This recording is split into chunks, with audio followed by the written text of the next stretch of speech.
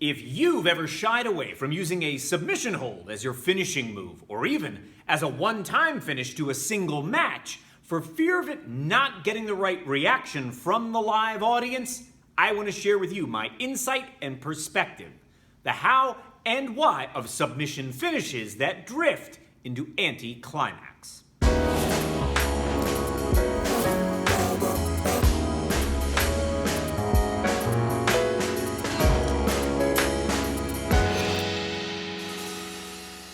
I'm Mike Quackenbush. This is Till We Make It. And if you are passionate about the craft of professional wrestling, if you're never done learning all about it, won't you join our community? Subscribe now to this channel so that you never miss out on a video. Today, I want to explain why choosing a submission hold as your finisher does not consign you to having matches which are anticlimactic. However, it is easy for matches to drift into anticlimax when a submission finish is not clearly signaled to the audience. And just so we're all on the same page about how I'm going to use this term, I'm going to maintain a certain strict definition from drama of anticlimax of this type. Every second we are on stage or in the ring, after the climax of the performance has occurred, we drift further and further into anticlimax.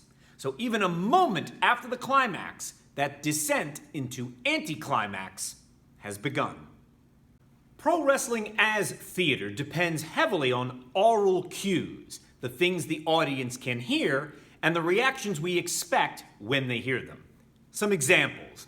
In the first few seconds of an entrance theme song being played, which is an oral cue, there is a reaction we anticipate from the audience. When there is the fleshy sound of a knife-edged chop ringing out throughout an arena, that is an oral cue we expect a certain reaction to. When the referee's hand slaps the mat 3 times in a row, that's an oral cue we expect the audience to react to. But in the case of submission finishes, which are signaled to the audience only via tap out, sometimes there is no oral cue because the tap out itself may make no noise. And depending how it is oriented in the ring, which direction it is facing, and where the tap out occurs, on the mat or on the opponent, it might not only be unheard, it might also go unseen by the audience. And if they don't know that the finish has taken place, how on earth could they possibly react to it? And when the finish occurs, without the expected response from the audience, when it is met with relative silence, that sure feels like the absence of climax, doesn't it? The issue of submission finishes that drift into anti-climax is most frequently seen when a submission finish is signaled to the audience only via tap out. So how did this even become our protocol in professional wrestling? Well, the concept of tapping out is certainly not new. There are rule books from martial arts tournaments that date back 120 years that show tapping out as a standard. However, it is a relative new addition to the world of professional wrestling.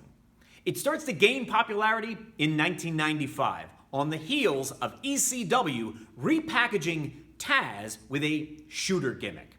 His Tazmission finish is met only with tap out.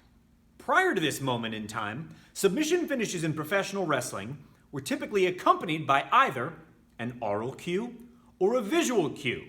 That is to say that a wrestler would verbalize, he would say aloud, "I give up, I quit." That's an oral cue to the audience signaling submission. Or the visual of the referee lifting a wrestler's arm and watching it drop 3 times. The audience could count along, feel the mounting suspense that delivered a climactic moment on the 3rd drop, and then that visual cue produced the expected reaction. And by the time Ken Shamrock turns up on Monday Night Raw in 1997, this concept is cemented in the mainstream.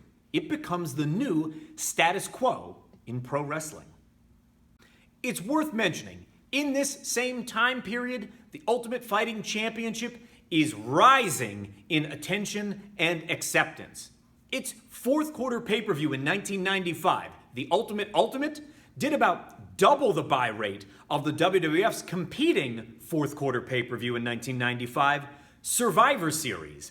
By that time, they have already overtaken the pro wrestling industry leader in terms of their popularity. So it is not surprising to see how we, in combat theater, appropriated this technique from our friends in combat sport.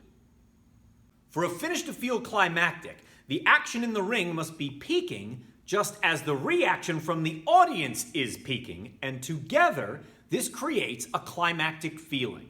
However, even in small, intimate venues, it is possible for some, if not all of the audience, to miss a tap out because it may not be clearly signaled to the crowd on hand. And in those cases, that means they will only find out the match has ended because they hear the final bell. So, in an example where members of the audience who have invested in the match find out it has ended secondhand by hearing it registered on the bell rather than actually detecting it going on firsthand in the ring, are they going to be excited? No.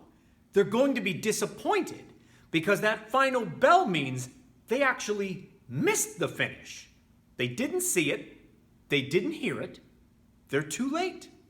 Can you imagine if, in the climactic battle of Avengers Endgame, just as all of those portals start opening up and Avengers are pouring out onto the battlefield to face off against the army of Thanos, as Captain America sounds the battle cry and these two warring factions start charging toward each other, it just cut to a scene of Gwyneth Paltrow saying, "Hey, we won." Would that feel climactic in any way, shape, or form? No. We didn't see the conclusion of the battle. We didn't hear the conclusion of the battle. We were just told the result after the fact. We discovered what happened secondhand. That isn't a climactic moment at all. In fact, it is the absence of climax. They did all of that work, and then they stole the key moment from us. To avoid this exact predicament where the audience only discovers the result of the match because they hear the final bell, the submission must be clearly signaled to the entire audience at the same time, and that might mean a tap out in and of itself is not sufficient. There's a reason why pro wrestling submission finishes were signaled to the audience for decades using the visual component of 3 arm drops or the oral component of "I quit," "I give up," "I submit" being said out loud because they are overt and easily understood by all. So if you are in a situation where a submission finish has been prescribed and it has to be rendered via tap out, make sure the audience knows the finish is happening as it is happening, not they discover it secondhand because the final bell has been sounded. To help ensure the proper reaction, don't hesitate to enlist the aid of any supporting player you have available to you, from a referee to a manager or valet at ringside that can help make certain the finish lands at the climax. Remember, submission finishes are not inherently anticlimactic, but they can drift into that category if the audience doesn't get to experience the finish as it is happening. If they only learn the result of the match secondhand because the final bell tells them what happened, they missed a really critical part of the performance, its conclusion. We wouldn't stand for that in Avengers Endgame any more than we should at a local arena presenting professional wrestling. It's vitally important to the reaction that the audience gets to participate in it as it is happening in the moment, and not just be a witness after the fact. If you learned something today, well, drop me one of these. I don't think YouTube will allow you to leave 2 likes, but you could leave a comment down below. You may know, I happen to think that people who are never done learning are awesome. People that understand that training is not a destination, but an unending journey of discovery are awesome. And that's how I know you are awesome. Because otherwise, you wouldn't be here seeking out more knowledge about the thing that we all love. So you keep on being awesome. I will keep on making the videos. Together, we will keep on faking it.